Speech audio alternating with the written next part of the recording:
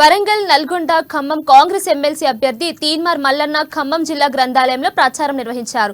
BRS పార్టీకి పట్టభద్రులైన ప్రేమ లేకపోవడం వల్లే ఈ ఉప ఎన్నిక అనివార్యమైందని మల్లన్న ఆరోపించారు. కాంగ్రెస్ ఇచ్చిన హామీలను తప్పకుండా నెరవేరుస్తుందని, పట్టభద్రుల ఆకాంక్షను నెరవేర్చేందుకు కృషి చేస్తామని మల్లన్న పట్టభద్రులకు హామీ ఇచ్చారు.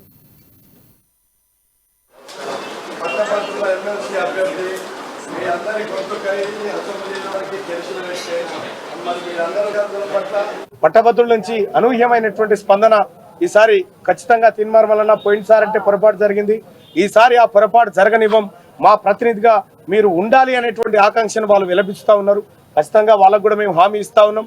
మీరు ఏ ఆశయాలతోటైతే రేపొద్దున కాంగ్రెస్ పార్టీని ఆదరించాలనుకుంటున్నారో, కాంగ్రెస్ పార్టీ ఇచ్చినటువంటి ప్రతి హామీని కూడా టంచనగా అమలు చేయించి ఈ పట్టభద్రులకు న్యాయం చేసే విధంగా మా వంతు కృషి చేస్తామని చెప్పి తెలియజేస్తూ, ఇక్కడ ముఖ్యంగా అన్నగారు చెప్పినట్టుగా ఈ ఉప ఎన్నికను సృష్టించిందే TRS party alias BRS party.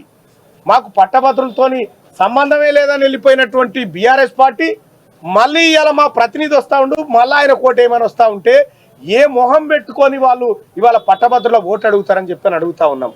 ఓవైపు 2 కోట్ల ఉద్యోగాలు ఇస్తా అని చెప్పినటువంటి నరేంద్ర మోడీ గారి అభ్యర్థి ఓవైపు, ఇంకోవైపు ఏమో జీవో 46 తీసుకొచ్చి 317 జీవోలు తీసుకొచ్చి ఈ పేద వర్గాల ప్రజల కంట కన్నీరు చూసినటువంటి టీఆర్ఎస్ పార్టీ అభ్యర్థి.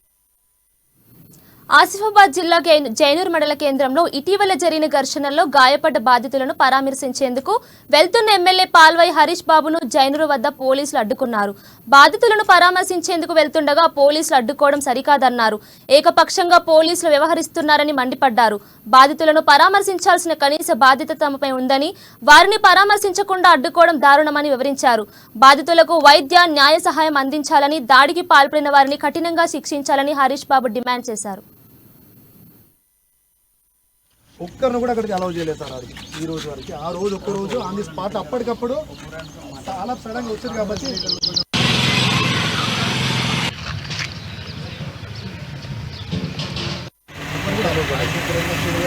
అది ఫస్ట్ సార్.